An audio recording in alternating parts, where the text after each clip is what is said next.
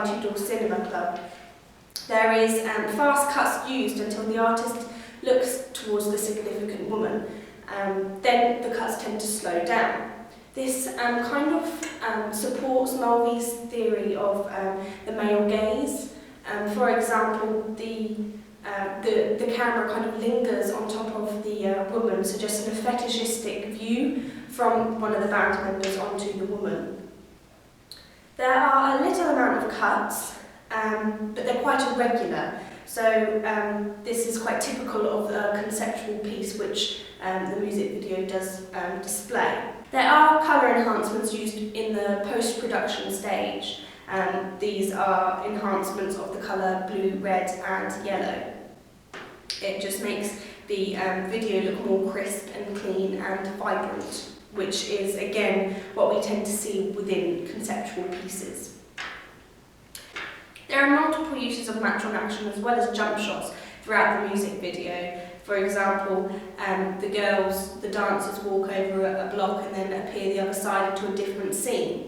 It acts as a bridge between the scenes to create continuity. However, because it makes no sense at all, it also applies to the conceptual feel of the music video. At 2 minutes 20 into the music video, the scene changes into a darker, more contrasting location. So the colours become very dark, and it's a dark black background with dark greens and dark blues all around, using stop motion and superimpositioning to create the effect of slow motion, and the band members dancing in slow motion. This breaks up the music video because before this there was just dancing in the same location. Because we've changed locations, it makes the viewers more excited and wanting to watch more. This, towards the end of the music video, flashes back and forth into the white location and the dark location, also keeping it visually pleasing for the viewers until the song stops. In terms of mise-en-scene, for what you know, the location is very minimalistic. They're situated in front of a white background, which makes it look clean and fresh, and is successfully simplistic. This also adds to the conceptual side of the music video. For colours, the girls are seen wearing primary colours, and they're all wearing the same outfits. This uniforms them as a group of dancers opposed to individuals and removes any personality that they would have. In contrast, the band members wear dark colours but different outfits, which unites them but allows them to maintain personality. For props, the band members are situated on coloured podiums and they're placed higher than the girls, which dominates the male gender. The girls are seen playing with smaller coloured blocks, which could be seen as a parody of importance. We then switch to a scene where we see the girls in the bath with the band members watching. This objectifies women as they are represented as nothing more than something to look at, which again shows the difference between genders. The random use of props is conventional for this genre as it adds to the conceptual side of the music video and conforms with Neil's theory that genres are instances of repetition.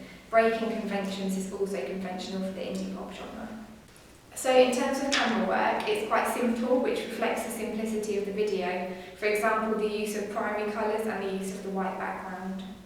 There are a range of long, mid, close-up shots, as well as moving shots, for example, panned and tracking, usually towards dancers.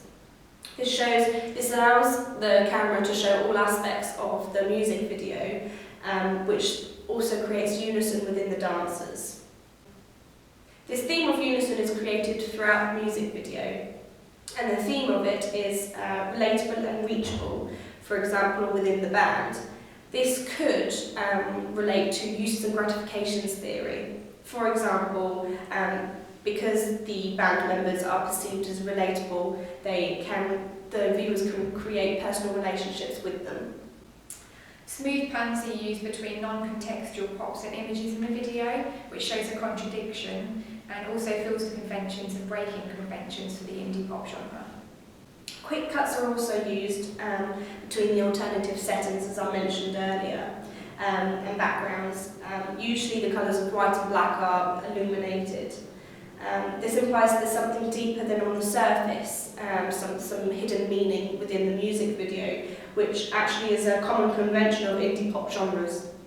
At the beginning of the video, a low-angle shot is used for the woman of significance, giving her power, and this is also reflected through her costume and the mise-en-scene.